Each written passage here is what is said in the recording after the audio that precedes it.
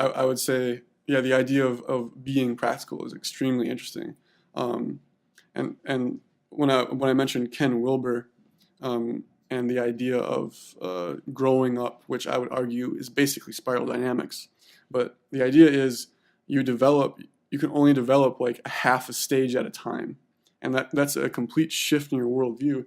And you think it's like going from 0 to 100 when you shift your worldview, but it's actually basically you're going in a half step towards like this infinite amount of possibilities that your worldview could include.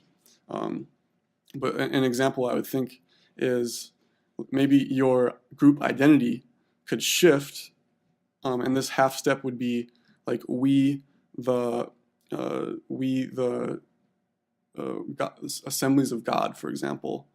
I think that's I don't know what under the Christian umbrella, I don't really know what assemblies of God could be labeled as.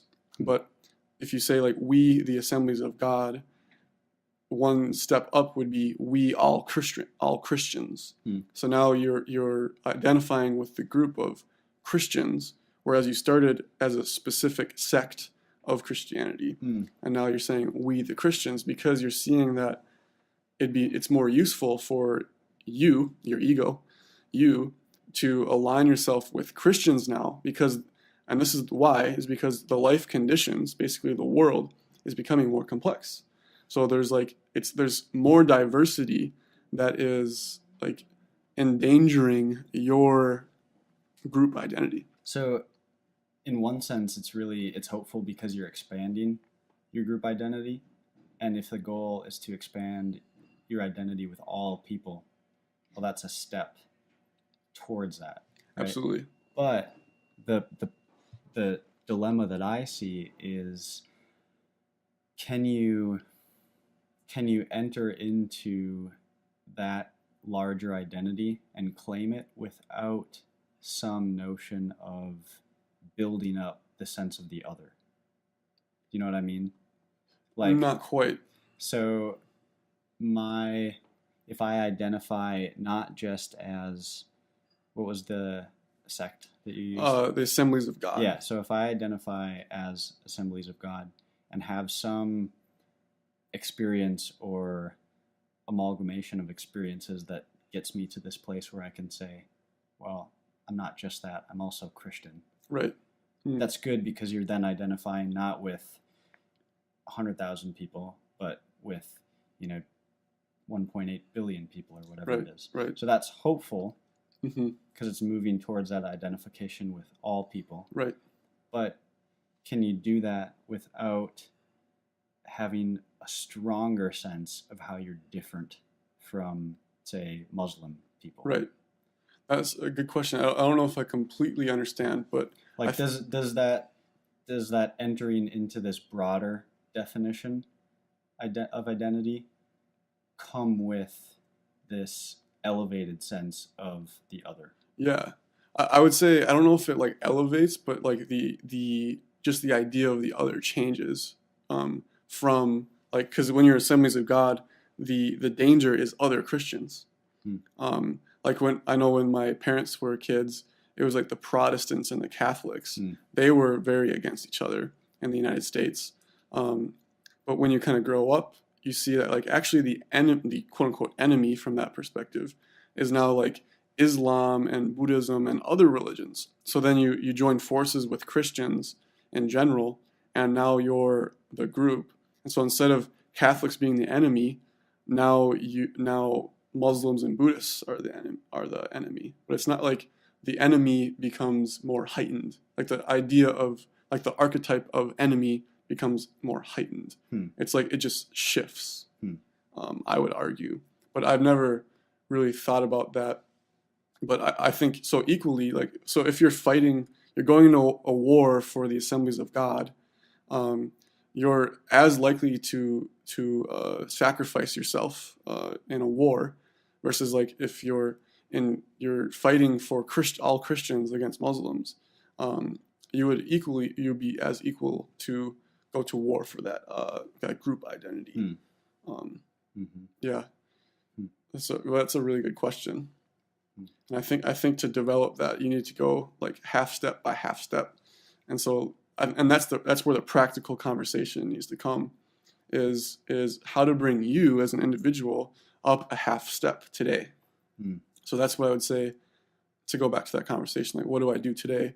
I would say, how can you develop in any of these lines of development: spirituality, politics, morality, but also just like personal will and personal discipline. Yeah. Those are all types of intelligences or developments or lines of development that you could improve today. Yeah. And so there's an unlimited amount of things that you can do today to move to, actually, it's more aligning. So you're aligning yourself with reality. Hmm.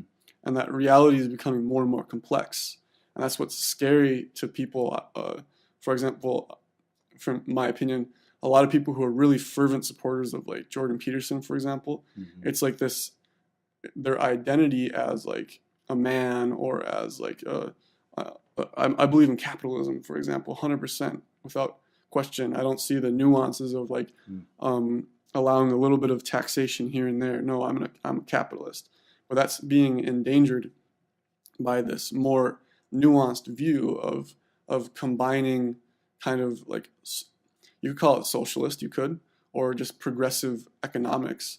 That idea, which is more open to complexity, a complicated economic system, is endangering your view of pure capitalism.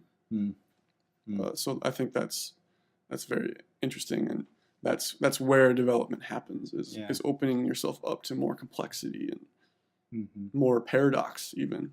I think that's at the last, one of the ultimate levels. It's not even ultimate, but a really high level that you could reach to is seeing paradox, seeing that something is and isn't simultaneously. That's what a paradox is. Yeah, I really like your piece about like, what can I do today, and having that start with something of, I don't know how to phrase this yet, but like essentially making yourself better. Yes. And that language is problematic because it, right. Is it really me making myself better? There's all sorts of semantics with that. But I just like that focus on that, because I feel like it's really easy to slip into, well, if I want to change the world, I've got to do like this, and I've got to change this person, or I've got to change the way that people think about this idea. And like, that's all well and good, but if you're not continually engaging in this process of, I call it like self-analyzing, but it's more than that. Like really deep analysis of, archetypes and how that relates to me. Right. Like all of this sort of stuff. If there's no process of like intentionally learning about that, then these actions that we do to try to change the world around us externally, I think are a lot more, I don't want to say superficial, because they're not necessarily, but they're more superficial than if I've gone through this like self-discovery process.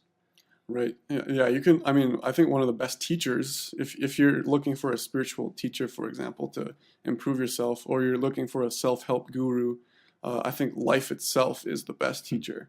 It's like people ask me where I went to school, and I sometimes just say like, well, I'm still in school. I'm just going to the University of Life. Of life. I don't have my diploma yet. But you don't either. So yeah, that's really interesting.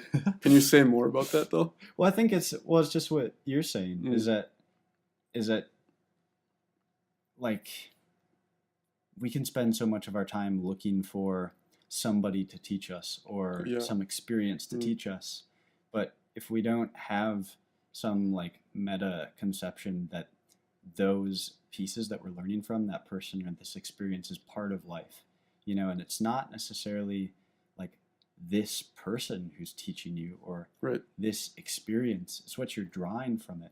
And all of this stuff that is part of your past that you're compiling into this moment to process and to synthesize all of these little bits of information, but more than information too.